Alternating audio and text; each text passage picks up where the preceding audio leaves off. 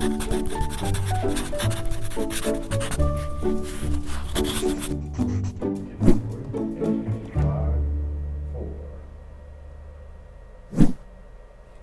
I'm Dawn Durham, and welcome to PaTTAnpod.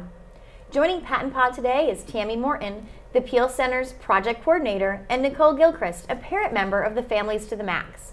So we all have a better understanding of the PEAL Center. The PEAL Center helps families and individuals with disabilities and special health care needs. It's basically the parent training and information center. Thanks, Tammi and Nicole, for being here with us today. We appreciate it. Thanks for having us. Thank you. So I was doing a little bit of reading on this Families to the Max Pennsylvania statewide family network. And as I was reading, I was thinking, I'm not sure everyone is aware of what's available through this network and how it could benefit so many students. So I'm glad that you're here talking to us a little bit about this. Help me just kind of basics. What do we mean when we say Families to the Max? What is this network? What is this? Families to the Max is a community of families who come together with a shared belief of all children have the potential to learn and the right to be educated. So we try to provide families with the resources they need and help them collaborate with educators so that all kids have access to the general ed curriculum.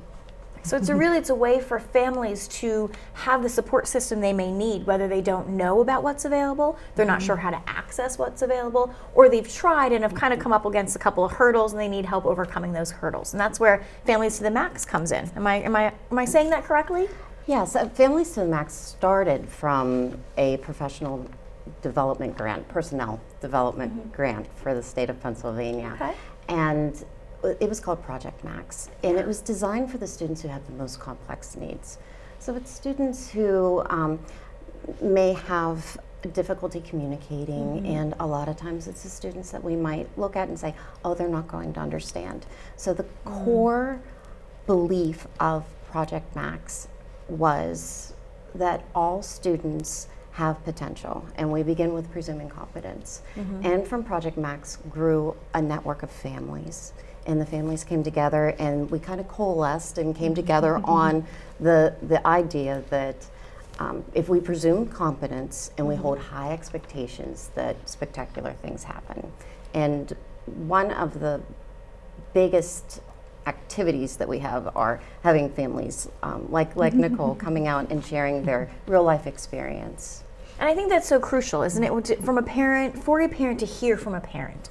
It's one thing for us to stand in front of a large group of parents and say, this is what it should be like, here's what you should be experiencing, here's how you're going to want to do it. And that's great, right? We want that information, but for a parent who has experienced some of these hurdles and who has overcome some of these hurdles and who has, really understands the network of support that's available, I think it's very powerful for others to hear that message. And I think that besides the training and the resources that the network provides, it is that sense of community, the sense of camaraderie and solidarity with other families that has been really helpful.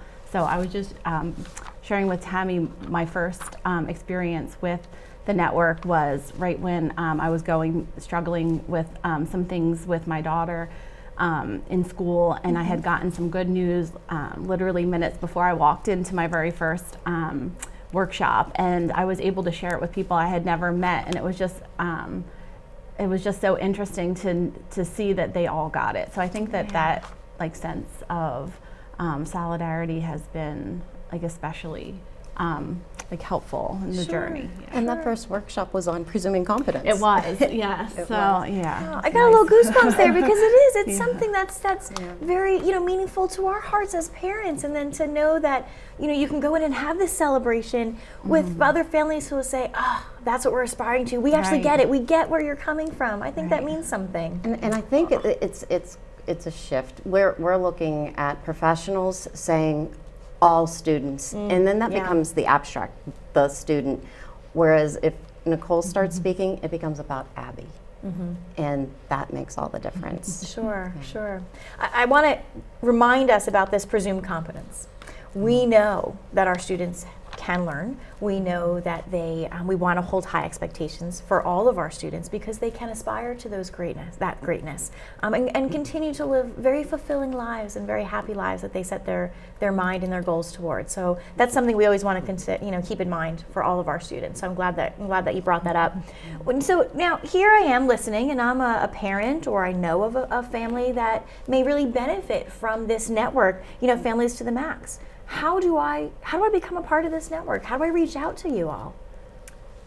My advice, I guess, for parents would be to go to a meeting. Okay. So if you're not able to find a meeting, I know you can reach out, and if you're able to schedule a meeting, they work with you to schedule a meeting, or just reach out to one of the consultants, and they can send you resources. So so my first experience was attending a meeting, and then I guess I never looked back.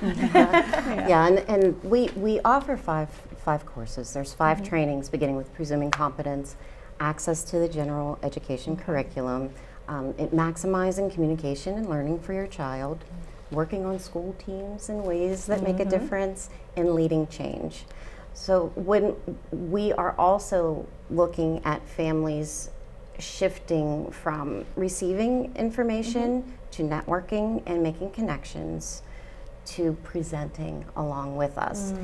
Every course, every document that comes out of Families to the Max is created by families like Nicole's in collaboration with PaTTAN, PEAL, HUNE, and the Bureau of Special Ed. So one of the biggest benefits is that we have the decision makers getting the voice from the families and really working collaboratively. And that's really how we affect change, rather than people just receiving information. And the best way to get a hold of us is to send an email to F2Max, M-A-X, at PaTTAN, PaTTAN.net. Excellent. So F2Max at PaTTAN.net.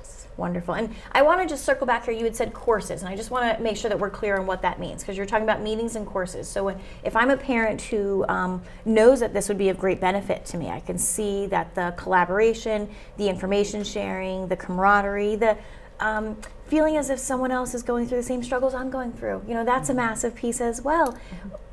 What do you mean when you say courses? It's knowledge that I'm going and obtaining? Is it going to these meetings? Just help me understand that a little bit more. The interesting thing is when you go see Presuming Competence as a course, it feels like a meeting. Okay. So you are feeling very connected and very, because principle of adult learning is we learn through doing. So once Nicole becomes part of the conversation and really gives input, and she's able to apply the information to her life. Great. So to a lot of families, that was a course or that was a training. That didn't feel challenging at all.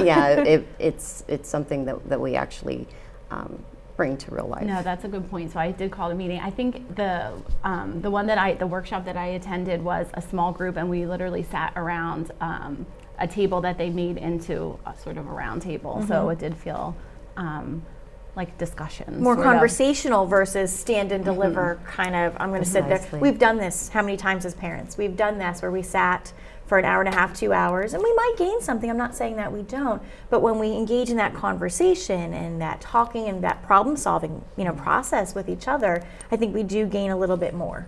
Yeah, we walk away with a little bit deeper understanding. And the game changer is when the families participate in the creation of the courses and delivering the courses. So being part of the network, you're not only building relationships, which is a core piece of it, with decision makers, right? We're also developing leadership skills, communication skills, public speaking. Yes, as you learn. Yeah. So when we think about, and you've listed several of them already, and I don't want to miss any, the many benefits to families reaching out to Families to the Max or becoming a part of this network. We talked about, the leadership, the communication, the collaboration, the learning that occurs. Am I missing any key benefits that we want to make sure we highlight through this episode?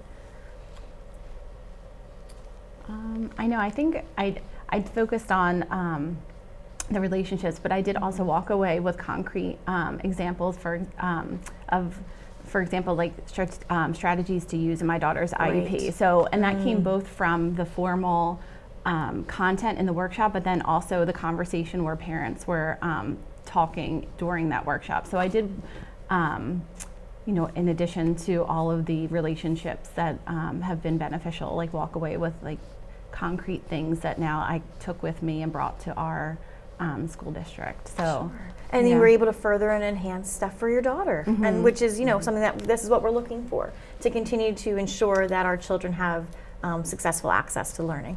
And just a moment ago, I was talking about my own daughter and saying she really has no direction. She's 14, and there was another parent who said, "Oh, my son was exactly like that at 14. At 17, he decided that he wanted to go to college."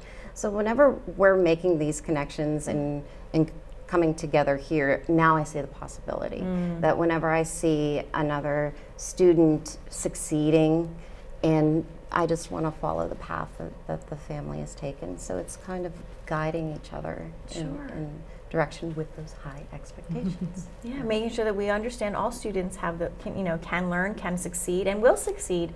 But that networking and that collaboration and walking away with strategies and content knowledge, and contact people. You know, knowing that, all right, I'm struggling. I'm going to reach out to so and so. I'm going to reach out to so and so, and I think I've heard them talk about their struggles before. They may have some insight, or someone it's just another person to talk to and who will understand where I'm coming from. I think is a crucial piece. So when families that are listening to this episode, I definitely want them to email that F2 the number max at PaTTAnpod.net to gain some more information and become a part of this network, Families to the Max. The work you all have done so far, and I say this to the two of you, and I mean it to your entire team, the work you all have done so far in ensuring that families have supports and guidance with those who make decisions, higher up decisions, I think has been so valuable. So on behalf of everyone, I'll say thank you. Thank you for that. If I can just ask one more question, we want to inspire others to grow educationally. What advice might you offer to those out there to kind of set them on that path?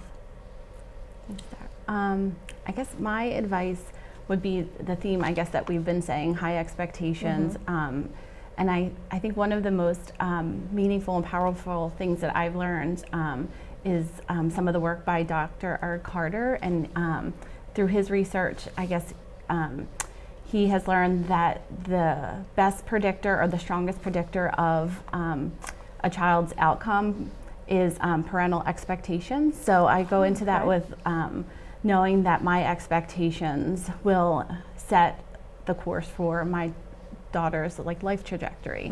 So having those high expectations, sets the expectations for her school team, and I think that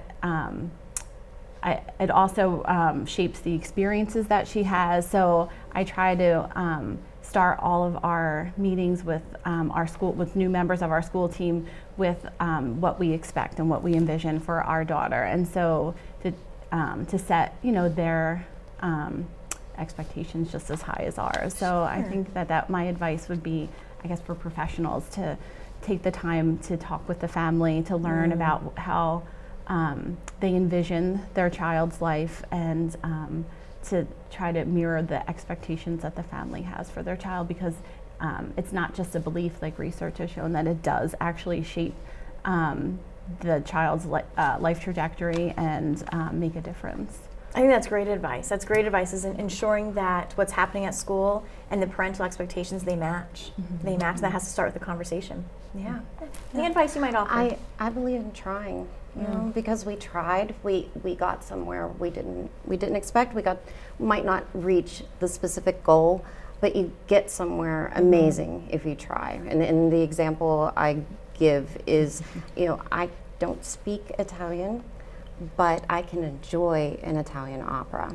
So if we still give the students every opportunity, then they'll achieve more than if we don't. So please try. I think that's good advice for all of us. Try. Yeah. Please, on behalf of all of our students, try. On behalf of all of our families, try. I think that's wonderful advice. So thank you both so much for that. Thanks for stopping by PaTTAnpod. We're so glad that you did. I know a lot of families listening and a lot of professionals out there can help now direct families to the Max, which I think is a crucial part as well. So thank you so much for stopping by. Thank you. Thank you. Thank you to all of you in the field. You inspire educational growth in your students every day. A special thank you to John Ragsdale for producing this podcast. We'll see you next time on PaTTAnpod.